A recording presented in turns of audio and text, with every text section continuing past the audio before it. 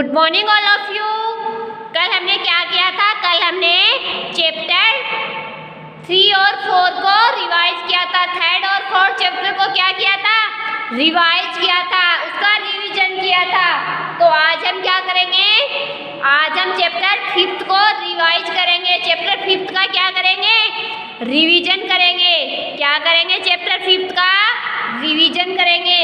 Okay, तो कौन सा है चैप्टर 5? चैप्टर 5 है कारक। क्या है? कारक। तो हमने कारक के बारे में क्या पढ़ा था? कारक के बारे में हमने क्या पढ़ा था? हमने कारक के बारे में पढ़ा था संज्ञा या सर्वनाम के जिस रूप से, संज्ञा या सर्वनाम के जिस रूप से उसका वाक्यों की क्रिया, उसका वाक्यों की क्रिया या अन्य शब्द से, वाक्यों की क्रिया या अन्य शब्द से संबंध प्रकट होता है, उसे कारक कहते हैं। उसे क्या कहते हैं? कारक कहते हैं। और हमने विभक्ति के बारे में क्या पढ़ा था?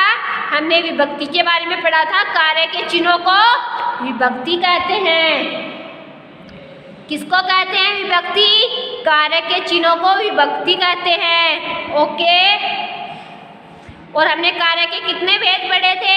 हमने कारक के 8 भेद पढ़े थे। कितने पढ़े थे? 8 भेद। हमने पढ़ा था कि कारक के 8 भेद होते हैं। कौन कौन से होते हैं? कर्ता, कर्म, करण, संप्रदान, अपादान, संबंध, अधिकरण और संबोधन। क्या पढ़ा था हमने कारक के बारे में? कि कारक के 8 प्रकार होते हैं, कारक के 8 भेद होते हैं।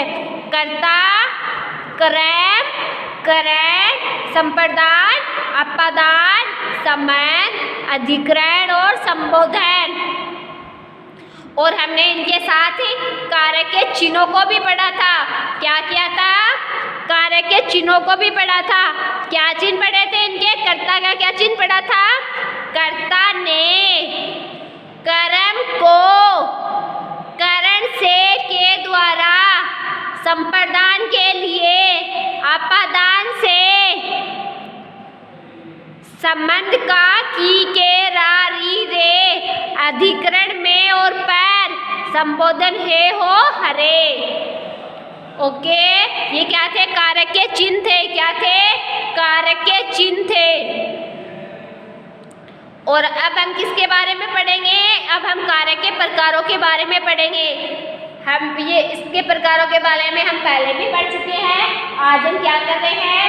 इसका रिवीजन कर रहे हैं। क्या कर रहे हैं? इसका रिवीजन, इसको रिवाइज कर रहे हैं। तो सबसे पहले हम पढ़ेंगे कर्ता कारक के बारे में। किसके बारे में पढ़ेंगे? कर्ता कारक के बारे में। तो हमने कर्ता कारक के बारे में क्या पढ़ा था? हमने कर्ता कारक के बारे में पढ़ा था संज्ञा या सर्वनाम के, संज्ञा या सर्वनाम के जिस रूप से क्रिया करने का बोध हो। किसका बोध हो? संज्ञा या सर्वनाम के जिस रूप से क्रिया करने का बोध हो, उसे कर्ता कारक कहते हैं। इसका चिन्ह है, जैसे मोहन ने खाना खाया, इस वाक्यों में खाया क्रिया है और इस क्रिया का मोहन ने किया, इसलिए मोहन क्या है? कर्ता कारक है। कर्ता कारक किसको कहते हैं? संज्ञा या सर्वनाम के जिस रूप से क्रिया करने का बोध हो, क्रिया करने का, जिस रूप से क्रिया करने का बोध हो। तो ये क्रिया किसके द्वारा की गई थी? ये क्रिया मोहन के द्वारा की गई थी, इसलिए मोहन क्या है? कर्ता कारक है। अब हम पढ़ेंगे कर्म कारक के बारे में। जिस संख्या या सर्वनाम पर क्रिया का प्रभाव पड़े, जिस संख्या या सर्वनाम में किसका प्रभाव पड़े? क्रिया का प्रभाव पड़े, उसे कर्म कारक कहते हैं। इसका चिन्ह को है। यह कभी कभी छिपा भी रहता है, जैसे राम पानी पीता है। इस वाक्यों में पीने के लिए क्रिया का प्रभाव पानी पर पड़ता है, तब पानी क्या है? कर्म कारक है।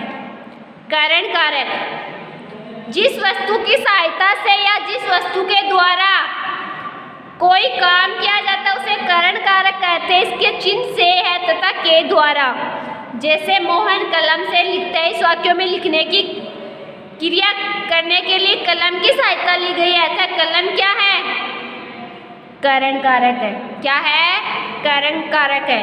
संप्रदान कारक ये हम पहले भी पढ़ चुके हैं, हम आज इसको रिवाइज कर रहे हैं, इसका रिवीजन कर रहे हैं। संप्रदान कारक के बारे में हमने क्या पढ़ा था?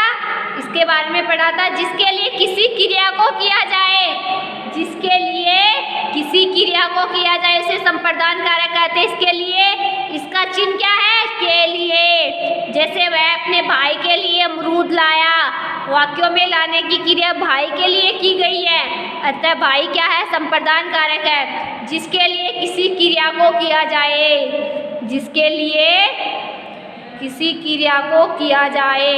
अपादान कारक जिस वस्तु से किसी वस्तु का अलग होना पाया जाता है उसे अपादान कारक कहते हैं। इसका चिन्ह से है, जैसे पेड़ से फल गिरा, इस वाक्यों में गिरने की क्रिया पेड़ से हुई है और गिरने पर फल पेड़ से अलग हो गया, अतः पेड़ अपादान कारक है। ये हम पहले भी पढ़ चुके हैं, हमने इसका आज रिवाइज किया है, इसका रिवीजन किया है। संबंध कारक दो या दो से अधिक संज्ञा या सर्वनाम शब्दों में संबंध दिखाने के लिए संबंध कारक का प्रयोग होता है। दो या दो से अधिक संज्ञा या सर्वनाम शब्दों में संबंध दिखाने के लिए संबंध कारक का प्रयोग होता है। इसके चिन्ह का, की, के, रा, री, रे है। जैसे सुधीर मेरा भाई है, इस वाक्य में सुधीर का मुझसे संबंध दिखाया गया था, मैं मेरा संबंध कारक है। संबंध कारक, संबंध कारक के बारे में हमने क्या पढ़ा था? दो या दो से अधिक संज्ञा या सर्वनाम शब्दों में संबंध दिखाने के लिए संबंध कारक का प्रयोग किया जाता है। दो या दो से अधिक संज्ञा या सर्वनाम शब्दों में संबंध दिखाने के लिए किसका प्रयोग किया जाता है? किसका किया जाता है? संबंध कारक का किया जाता है। इसके चिन्ह का, की, के, रा, री, रे है। जैसे सुधीर मेरा भाई है, इस वाक्य में सुधीर का मुझसे संबंध दिखाया गया था, मैं मेरा क्या है? संबंध कारक है। नेक्स्ट क्या है? अधिकरण कारक। क्या है? अधिकरण कारक वाक्यों में शब्द के जिस रूप से क्रिया का आधार ज्ञात होता है, वाक्यों में शब्द के जिस रूप से क्रिया का आधार ज्ञात होता है, अर्थात जिस स्थान पर कोई काम होता है, अर्थात जिस स्थान पर कोई काम होता है उसे अधिकरण कारक कहा जाता है। इसके चिन्ह में तथा पर है। जैसे वह कुर्सी पर बैठा है, इस वाक्य में बैठना क्रिया का आधार कुर्सी है, अतः कुर्सी अधिकरण कारक है।